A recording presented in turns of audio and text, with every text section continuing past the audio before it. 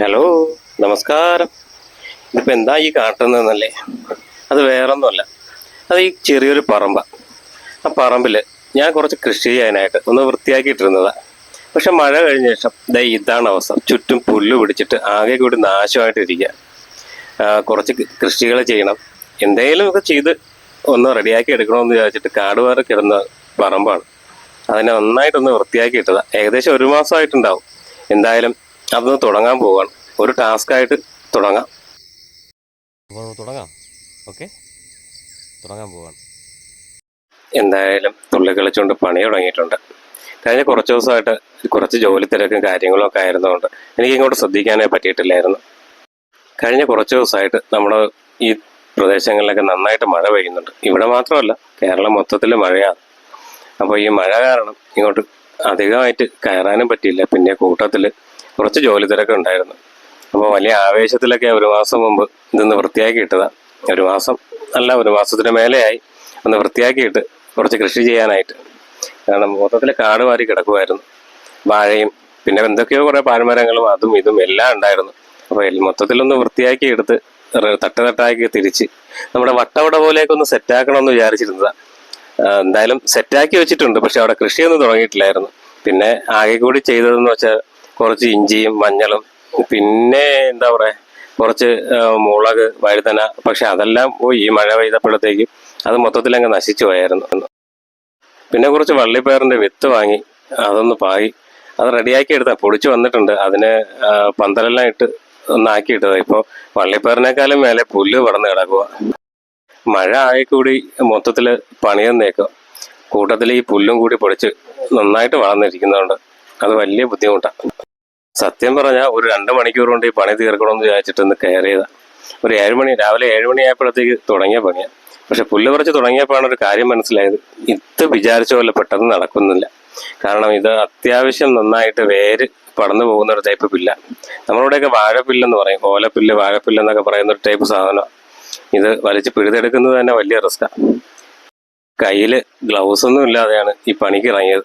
സംഭവം വേറൊന്നും കൊണ്ടല്ല, എനിക്ക് ഈ ഗ്ലൗസ് ഇട്ടുകൊണ്ട് പുല്ല് പറിക്കാന്ന് വെച്ചാൽ വലിയ ബുദ്ധിമുട്ടുള്ളൊരു കാര്യം. പിന്നെ ചെരുപ്പ് അത് ഞാൻ പാതിവഴിയിൽ ഊരി കളഞ്ഞായിരുന്നു. ആദ്യത്തെ ആവേശമൊക്കെ അങ്ങ് പോയി. കാരണം ഒത്തിരി മുള്ളും തൊട്ടാവാടിയും എല്ലാം ഉണ്ട്. കുറേ അതെല്ലാം കൊണ്ട് കൈ നാശമായി. കൃഷിയും കളപറിക്കലും ഒക്കെ എനിക്ക് പണ്ടേ ഇഷ്ടമുള്ള കാര്യം.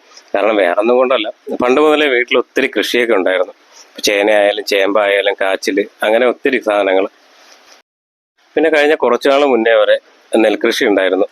പിന്നെ ആരും നെൽകൃഷി ചെയ്യാതായപ്പോഴത്തേക്ക് പതിയെ നമ്മളതങ്ങ് നിർത്തി അവിടെ റബ്ബർ വെച്ചു. ഇവിടെ ഇപ്പോൾ എല്ലാവരും ചെയ്യുന്ന കൃഷി എന്ന് പറയുന്നത് റബ്ബർ കൃഷിയാണ്. അതൊരു കൃഷിയായിട്ട് കൂട്ടാമോ എന്ന് ചോദിച്ചാൽ കൂട്ടാം. പിന്നെ ഇവിടെ ഈ പുല്ല് മാത്രമല്ല കേട്ടോ, അതിനിടയ്ക്ക് കുറച്ച് മാവും ഈ കറിവേപ്പിലയും പിന്നെ പാഷൻ ഫ്രൂട്ട്, മുളക്, അങ്ങനെ കുറേ സാധനങ്ങൾ നട്ടിട്ടുണ്ട്. അപ്പോൾ സൂക്ഷിച്ച് അത് കൈകാര്യം ചെയ്യില്ല എന്നുണ്ടെങ്കിൽ അതെല്ലാം കൂടി പറഞ്ഞെങ്കിൽ കയ്യിൽ വരും. കൂട്ടത്തിലൊരു തെങ്ങ് കൊണ്ട് നട്ടിട്ടുണ്ട്. ഈ കഴിഞ്ഞൊരു ദിവസം ഇവിടെ അടുത്തൊരു തോട്ടിൽ വെറുതെ ഒന്ന് പോയപ്പോൾ അതിൻ്റെ കരയിൽ നിന്നൊരു തെങ്ങ്, അതിനെ ഞാനിങ്ങനെ പുഴുതു കൊണ്ട് വെച്ചായിരുന്നു. അപ്പോൾ മഴ തുടങ്ങുമെന്ന് വിചാരിച്ച് രാവിലെ തന്നെ പണി തുടങ്ങിയതാണ്. ചെറുതായിട്ട് കാറ്റും ഉണ്ട്. അത് ഇടയ്ക്കിടയ്ക്ക് നിങ്ങൾക്ക് വീഡിയോയിൽ കാണാൻ പറ്റും, ആ കാറ്റ് വീശുന്നത്. അപ്പോൾ എന്തായാലും പണി ഇങ്ങനെ വളരെ തകൃതിയായിട്ട് മുന്നോട്ട് പോയിക്കൊണ്ടിരിക്കുക. ഞാൻ നേരത്തെ പറഞ്ഞില്ലേ, നമ്മളിവിടെയൊക്കെ ഒത്തിരി കൃഷി ഉണ്ടായിരുന്നതാണ്. അതിപ്പോൾ ചേനയായാലും ചേമ്പായാലും അങ്ങനെ ഒരുപാട് കൃഷി ഉണ്ടായിരുന്ന സ്ഥലമാണ്. ഇപ്പോൾ അധികം ആൾക്കാരും ഒന്നും കൃഷി ചെയ്യാറില്ല. അതിൻ്റെ മെയിൻ റീസൺ വേറൊന്നുമല്ല, ഭയങ്കരമായിട്ടുള്ള പന്നി ശല്യം. നന്നായിട്ട് പന്നി ഇറങ്ങുന്നുണ്ട്. അപ്പോൾ രാത്രി ഒരു 7 മണിയൊക്കെ കഴിഞ്ഞാൽ പന്നി ഇവിടെ കൂട്ടത്തോടെ വന്ന് നശിപ്പിക്കുകയാണ് പതിവ്. ഒരുവിധം പല സ്ഥലങ്ങളിലും വേലി കെട്ടിയിട്ട് സംരക്ഷിക്കാൻ നോക്കുന്നുണ്ട്, പക്ഷേ നടക്കുന്നില്ല. മിക്കവാറും വേലിയുടെ ഏതെങ്കിലും ഒരു സൈഡ് പൊളിഞ്ഞു പോകാറുണ്ട്. അതുവഴി പന്നി കയറും. ഇല്ലെന്നുണ്ടെങ്കിൽ മുള്ളം പന്നിയുടെ ശല്യമുണ്ട്. ഇപ്പോൾ എല്ലാം പോരാഞ്ഞിട്ട് കുരങ്ങന്മാരുടെ ശല്യം, അത് അധികമൊന്നുമില്ല എങ്കിലും ഇടയ്ക്കിടയ്ക്ക് വരാറുണ്ട്. അത് പിന്നെ അധികം നാശനഷ്ടങ്ങളൊന്നും ഉണ്ടാക്കാറില്ല. കാണാൻ രാവിലെ വരുന്നു, ഉച്ച കഴിയുമ്പോഴത്തേക്ക് അത് തിരിച്ചു പോകും. ആ സമയത്ത് അതിന് കിട്ടുന്നത് തേങ്ങയായാലും അങ്ങനെയുള്ള സാധനങ്ങൾ മാത്രമേ അത് എടുക്കാറുള്ളൂ. ആദ്യത്തെ ഒരു സ്റ്റെപ്പ് കഴിഞ്ഞപ്പോൾ ഉള്ള കണ്ടീഷനാണ് ഇതായി കാണുന്നത്. എന്തായാലും വലിയ വൃത്തിയൊന്നും ആയിട്ടില്ലെങ്കിലും കുഴപ്പമില്ലാത്ത രീതിയിൽ റെഡിയായിട്ടുണ്ട്.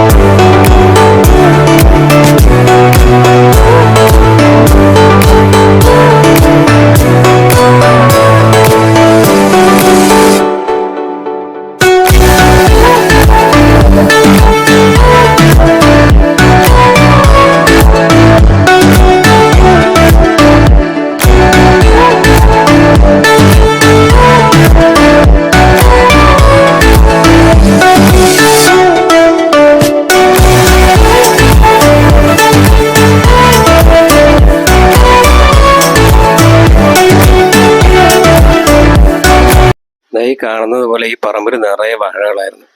അതോ 10-15 തലമുറയൊക്കെ ആയ വാഴകൾ. അപ്പോൾ അതുകൊണ്ട് തന്നെയാണ് അതിനെ മൊത്തത്തിൽ വെട്ടി മാറ്റിയിട്ട് വേറെ എന്തെങ്കിലും കൃഷി ചെയ്യാമെന്ന് വിചാരിച്ചത്.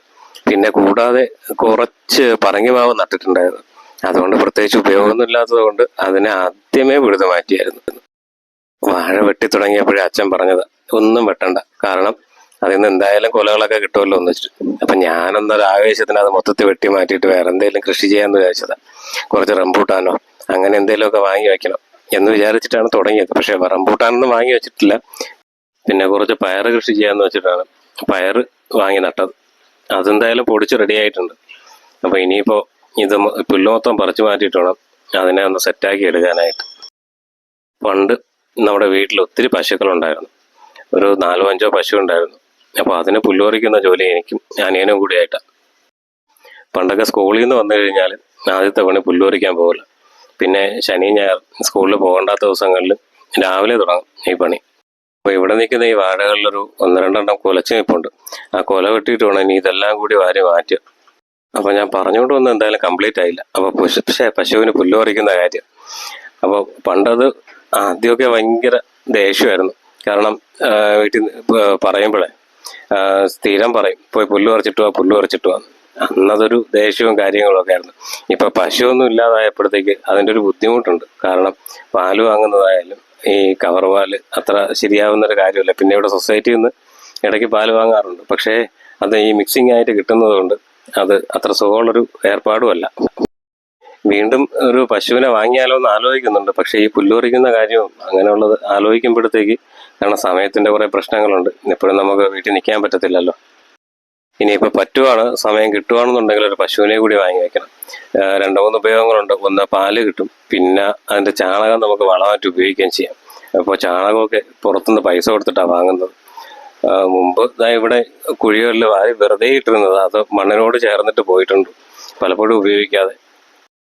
ഇന്ന് ആ സ്ഥാനത്ത് ഒരു ചാക്ക് ചാണകപ്പൊടിക്ക് 100 രൂപയ്ക്ക് മേലെ കൊടുത്തിട്ടാണ് വാങ്ങുന്നത്. എനിക്ക് തോന്നുന്നു 100-120 എന്തോ ആണെന്ന് തോന്നുന്നു ഈ ലാസ്റ്റ് വാങ്ങിയത്.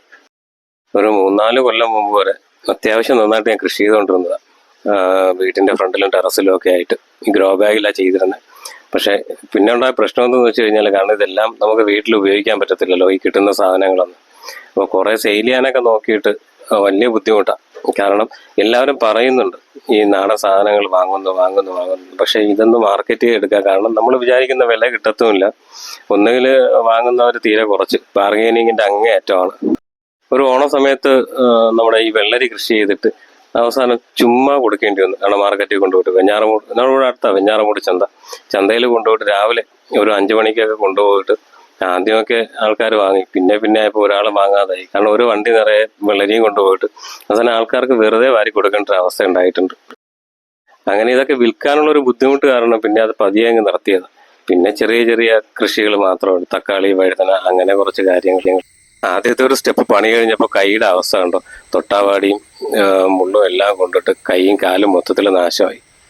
ജോലിയൊക്കെ ചെയ്തിട്ട് അതിൻ്റെ ഒരു റിസൾട്ട് കിട്ടുമ്പോൾ നമുക്കുണ്ടാകുന്നൊരു സന്തോഷമില്ലേ, അത് തന്നെയാണ് ഏറ്റവും വലുത്.